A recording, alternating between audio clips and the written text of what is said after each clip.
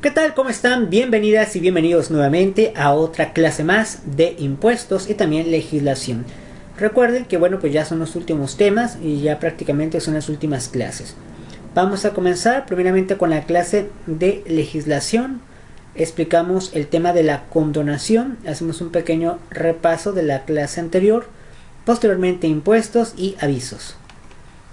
Como ustedes saben, hay formas de alguna manera pagarle a la autoridad.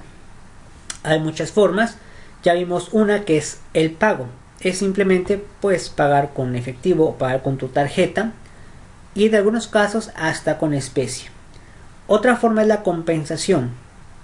En este caso simplemente tú tienes saldo a favor y se va restando, que también es muy bueno.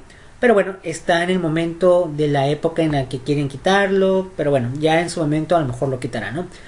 Y el siguiente es la condonación. Es otra forma de tú pagarle de alguna manera a la autoridad, aunque aquí la condonación sí tiene que ver un poquito que la autoridad quiera. En los otros dos sí te dan a elegir, podemos decirlo así. En la de condonación no es tanto de elección, es de acuerdo a algunos procedimientos o que la autoridad cree conveniente condonarte, en este caso la deuda. En pocas palabras y en un término muy simple, condonación es ya no me pagues. O, ¿sabes qué? Págame solamente esta parte. Así es que no está nada mal para un contribuyente, ¿verdad? Que la autoridad te diga, ¿sabes qué? Ya no te voy a cobrar. Pero ¿cómo saber cuándo sí y cuándo no puede aplicar? Condonación. La atribución principal del sujeto activo en el campo impositivo es exigir el cumplimiento de la obligación fiscal. Esta atribución es irrenunciable, salvo en casos excepcionales cuando se presenten situaciones extraordinarias. La autoridad fiscal, en su papel de exigir las obligaciones contributivas, puede en cierto momento asumir su responsabilidad de evaluar y determinar la condonación de obligaciones a créditos fiscales, ya que la ley concede la facultad de extinguir estos créditos. Entonces, de entrada, si la autoridad ahora sí que de acuerdo a un procedimiento, no es como que a cualquiera le va a decir, ¿sabes qué? Tú ya no me pagues, ¿no? Hay que estar en ciertos supuestos. Pero es la única razón en la cual nosotros podemos tener esa oportunidad de que la autoridad nos diga, ¿sabes qué? Pues ya no me pagues, ya no hay problema, así déjalo, y ya no tendríamos que hacer ya sea un pago, o pedir una compensación, o esperar a la prescripción, etcétera, ¿no? La única que puede hacer esto es la autoridad. Es la única que te puede decir, ¿sabes qué? Te notifico que ya no me pagues todo lo que me debes. O ¿sabes qué? Págame la mitad o págame tal porcentaje. Entonces no está nada mal, ¿no? Ahorita vamos a ver algunos tipos de condonación. Este es más enfocado a la autoridad, que es el SAT. Pero hay ocasiones en que el ejecutivo pudiera intervenir para muchas personas, tanto físicas como morales, en ciertas situaciones. Ahorita vamos a ver cuáles son. Dice, se debe extinguir entre la condonación de tributos y la condonación de multas. O sea, no solamente la deuda que tú debas, sino también las multas que en su momento fueron sumadas porque no pagaste. Pues el régimen el cual está sujeto cada uno de estos créditos es distinto, obviamente, ¿no? La condonación de tributos solo puede hacerse a título general y nunca particular, porque implicaría un tratamiento desigual para los contribuyentes y el ejercicio indebido del poder por parte de los administradores de los impuestos. En cambio, la condonación de multas se puede hacer tanto en forma general como en forma individual. Aquí muchos se pueden confundir porque dicen, entonces, ¿es para contribuyentes sí o no? Normalmente las condonaciones suelen ser para empresas grandes, prácticamente, cantidades muy enormes a una persona física. En esos casos puede aplicar para personas morales, y las multas o las sanciones para ambos, tanto personas morales como de forma individual. Pero sí hay ocasiones que la condonación puede ser para personas físicas, personas morales, incluso personas que ni siquiera están en el SAT registrados. Más adelante te voy a decir cuáles serán esos momentos. Después dice, la condonación se fundamenta en el artículo 39 del Código Fiscal de la Federación, que establece lo siguiente. El Ejecutivo Federal, mediante resoluciones de carácter general, podrá condonar o eximir, se le puede llamar también eximir a la palabra, total o parcialmente el pago de contribuciones y sus accesorios.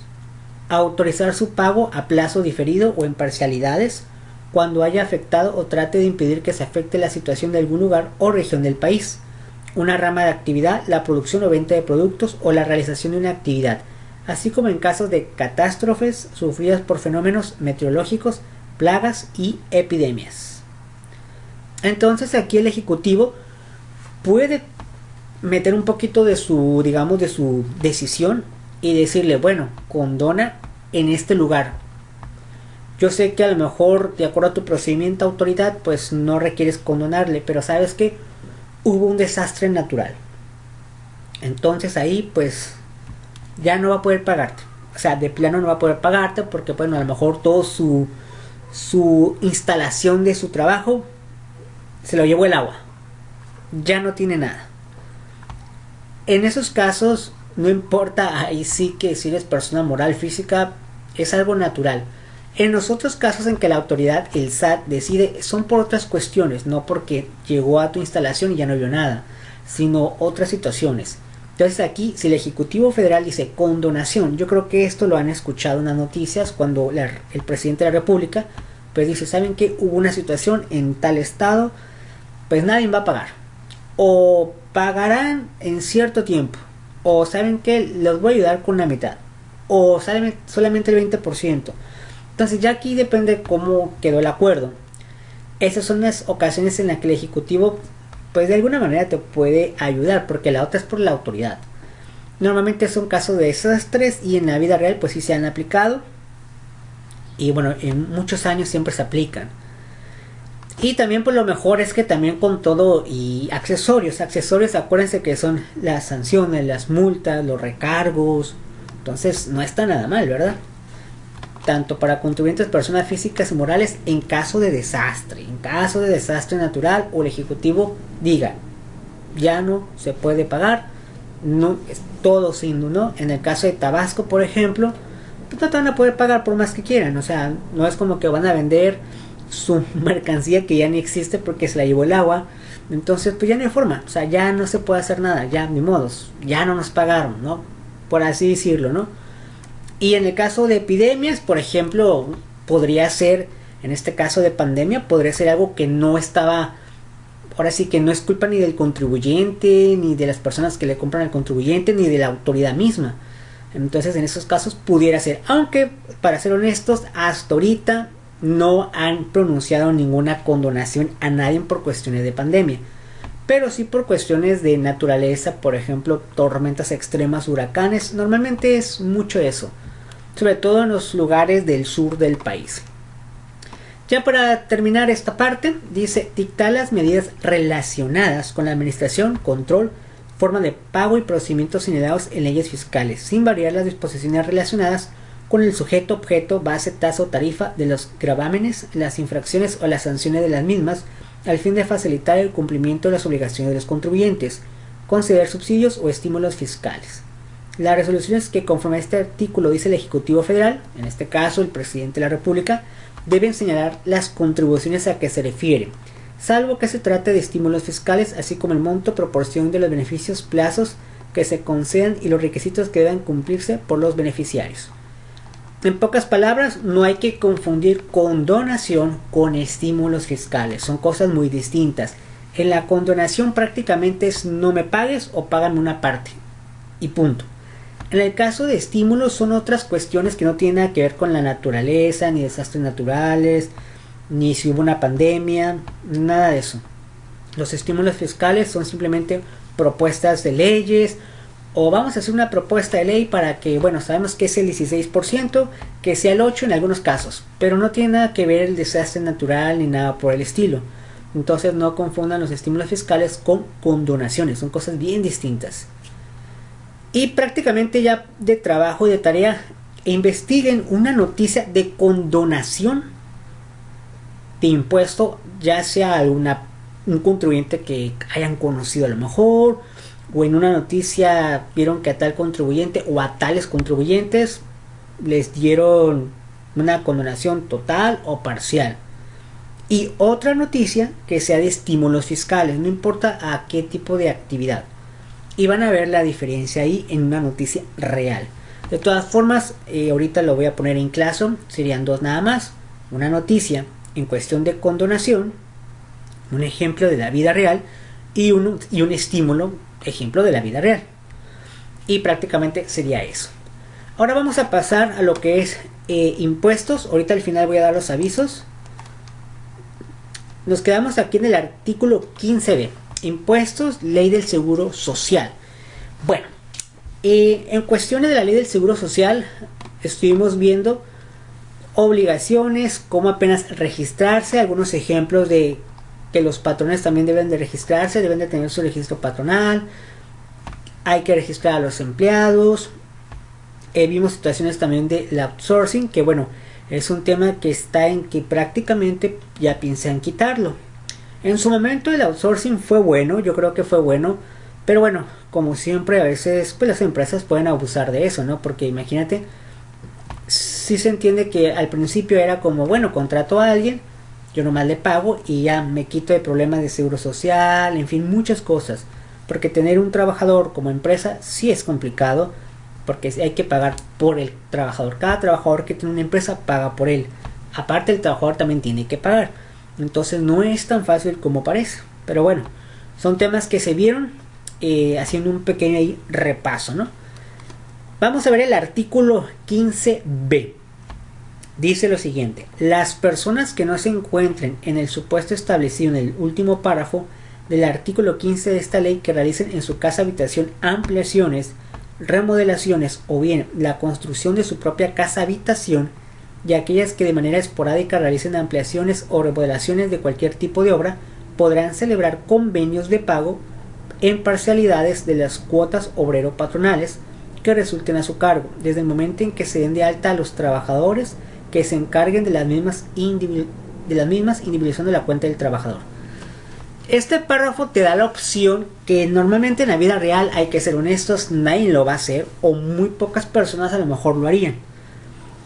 Si bien es cierto, el hecho de trabajarle a alguien, como dice la ley federal de trabajo, está subordinado bajo alguien, ya es un trabajo. Aunque muchos podrán pensar, es que no es una empresa, no es una instalación, es más, ni siquiera tiene alguna oficina, entonces no es un trabajo.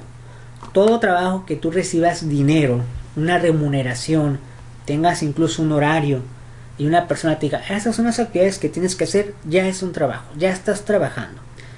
Que no te dio contrato, que nomás fue de palabra, ya es trabajo y ya es algo legal.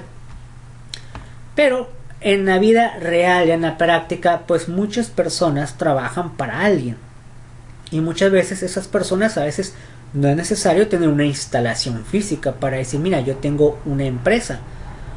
Hay muchas empresas que simplemente son movibles, otras ahora sí que desde la computadora, puedes estar en tu casa, puedes estar en un café internet y puedes estar trabajando y no necesariamente estás registrado ante la autoridad.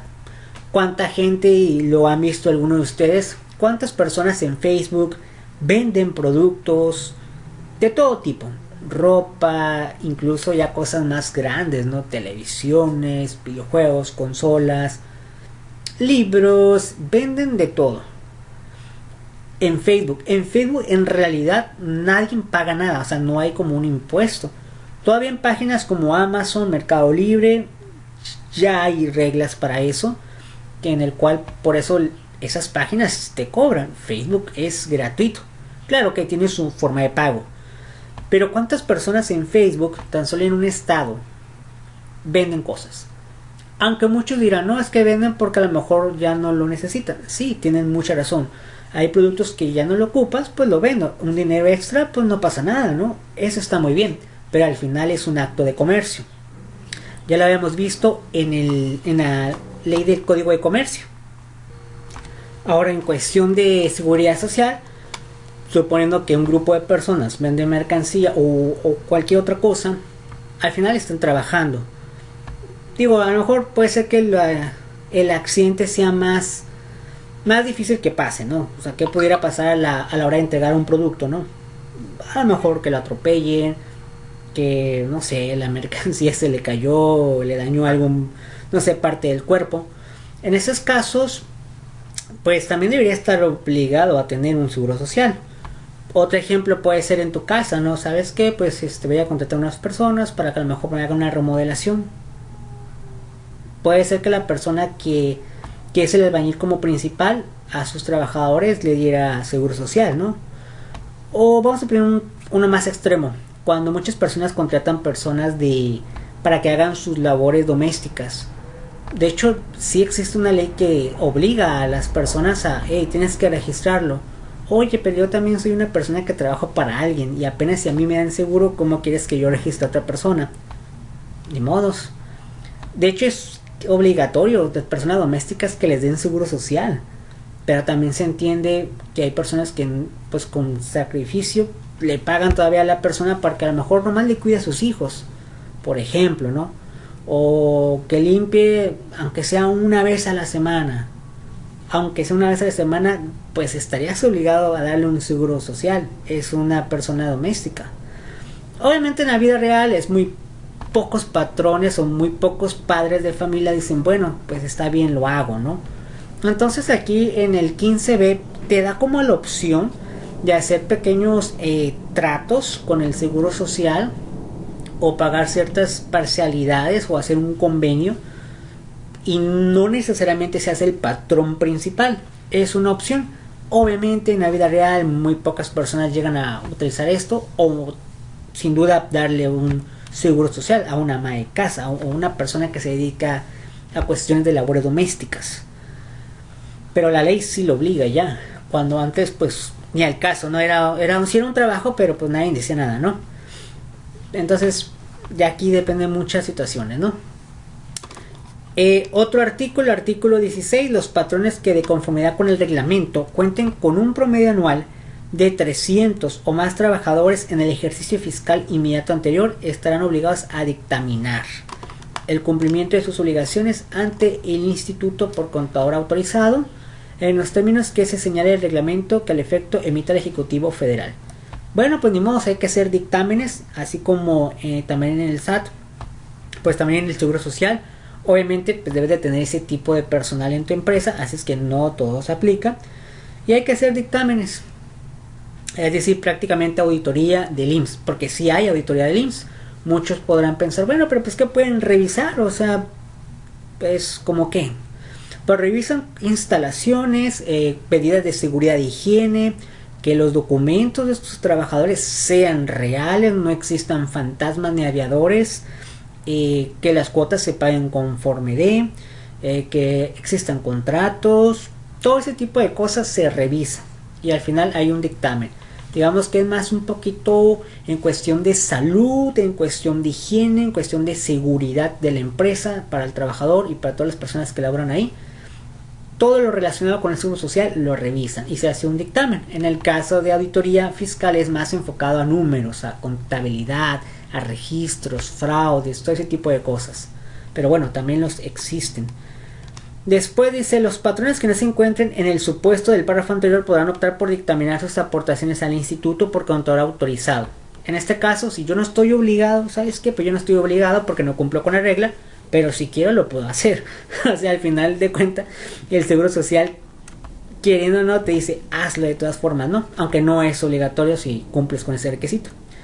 Los patrones que se presenten dictamen no serán sujetos de visita domiciliaria por los ejercicios dictaminados, a excepción de que el dictamen se haya presentado con abstención de opinión, con opinión negativa o con salvedades sobre aspectos que, a juicio del contador público, recaigan sobre elementos esenciales del dictamen, o derivado de la revisión interna del dictamen, se determinarán diferencias a su cargo y estas no fueron aclaradas y en su caso pagadas. Bueno, ya que el contador público, que debe estar registrado ante el instituto para que él está autorizado, no es cualquier contador realmente, si él emite su dictamen en los siguientes supuestos, pues no hay problema, no es necesario que la autoridad vaya, a excepción de que pasen ciertas cosas, ¿no? Por ejemplo, que el contador público diga, híjole, pues yo la verdad mejor como que no opino al 100% seguro. Entonces ahí dice la autoridad, no, pues si no opina algo 100% seguro, pues ni modo, tendré que revisar. Obviamente en la vida real a lo mejor pasará de gente que le mejor le diga al contador, no, tú di que todo está bien, que no pasa nada. Pero hacer eso pues también ya crea delitos para la persona, entonces mejor decir la verdad, ¿no? Es mejor. Ya casi para terminar, muy rápido se pasa el tiempo. Artículo 17. Al dar los avisos a que se refiere la fracción 1 del artículo 15 de esta ley, el patrón puede expresar por escrito los motivos en que funde alguna excepción o duda acerca de sus obligaciones, sin que por ello relevado de pagar las cuotas correspondientes. El instituto, dentro de un plazo de 45 días hábiles, notificará al patrón la resolución que dicte y en su caso procederá a dar a baja al patrón, al trabajador o a ambos, así como el reembolso correspondiente. Bueno, pueden pasar casos que a lo mejor dice la autoridad la persona en cuestión, creo que hay una equivocación, a lo mejor soy una empresa que nomás se dedica a vender zapatos y me pusiste como una empresa que se dedica a vender y a reparar, modificar zapatos y me estás cobrando mucho dinero cuando yo soy una persona apenas pequeñita. Puede haber errores obviamente del IMSS que a lo mejor te ponga una actividad que tú no eres y a lo mejor allá el impuesto del IMSS es más caro o la cantidad que tienes que pagar o la cuota, o te puso en prima de riesgo bastante alto cuando tú compruebas que ni siquiera accidentes has tenido, o te puso en un grupo o en una clase diferente. Ese tipo de situaciones puede pasar, o en el caso de que algún trabajador, algo individuo hizo el IMSS y tú dices, oye, es que pues me estás afectando a mis trabajadores, que hoy hay una equivocación o algo por el estilo. También el IMSS igual también se vale equivocarse y también se da su tiempo para decir, ah, pues me equivoqué, ¿no? No, pues creo que te cobré de más, ¿no? Pues ahí está el dinero de regreso, ¿no? Que digo, no siempre pasa, pero bueno, pues ahí está la opción, ¿no? Ya para terminar estos dos párrafos, dice, la información que proporcionan los patrones para su registro podrán ser analizados por el instituto a fin de verificar la existencia de los supuestos y requisitos establecidos en esta ley. Es decir, la autoridad te va a revisar todos los documentos que te pide para darte de alta primero como patrón y después como trabajador. O sea, también si quiere revisar por trabajador, vuelva a lo mismo, auditoría del IMSS, puede revisar las carpetas de cada trabajador, no porque quiere saber qué trabajador tienes, no es por eso, es por el lado de los documentos, porque a veces pues se da que a veces hay muchas personas que están trabajando supuestamente y resulta que no tienes tantas personas, aunque estás pagando las cuotas muy bien. Pero ¿por qué lo haces? ¿Acaso venderás esos trabajadores fantasmas que existen en tu empresa a personas que realmente sí existen en la vida real pero no trabajan en tu empresa para que al final en sus pensiones sean más altas? Esos trucos suelen suceder en empresas. O meten personas que no están y alguien recibe el dinero. Bueno, hay muchas cosas, formas de hacer fraude. Entonces, pues bueno, esa es una opción que tiene el IMSS para revisar. Así es que siempre dime la verdad, ¿no? Si el instituto determina que no se dan los supuestos previstos del artículo 12, fracción 1 de esta ley, notificará al presunto patrón para que éste, en plazo de 5 días hábiles, manifieste lo que su derecho convenga. Y en el caso de que no desvirtúe tales situaciones, el instituto podrá dar de baja al patrón o a los presuntos trabajadores, obviamente, ¿no? Porque es una carga para el seguro social también.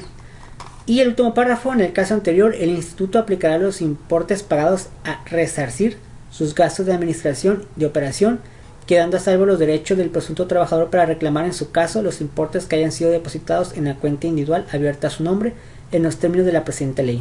También aquí puede pasar lo contrario, es decir, que a lo mejor al trabajador se le afecte o se esté afectando a alguien y bueno, igual devolverle sus cantidades, porque suele suceder mucho que bueno, los patrones a veces ponen un salario muy diferente al que tienen salario base de cotización, en fin, a veces pues se cometen ese tipo de errores, ¿no? Ya para poner los avisos, ya para casi final, vamos a ir a ver un calendario. Bueno, aquí tenemos el calendario de diciembre.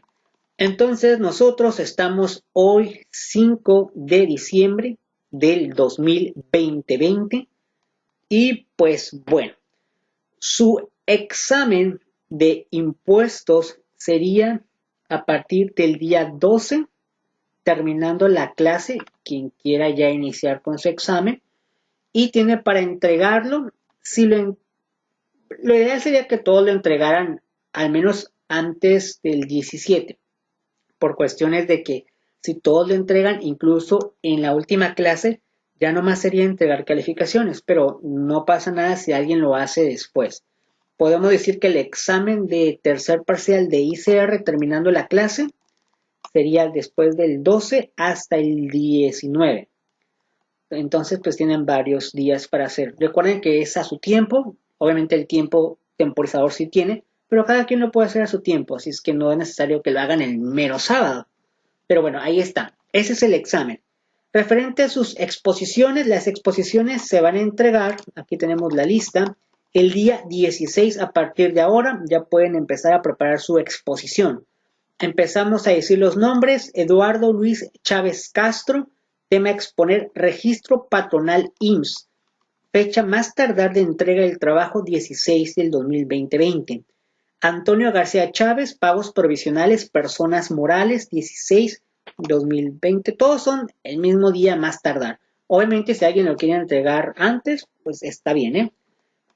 Jessica González, Infonavit, todo lo relacionado con Infonavit.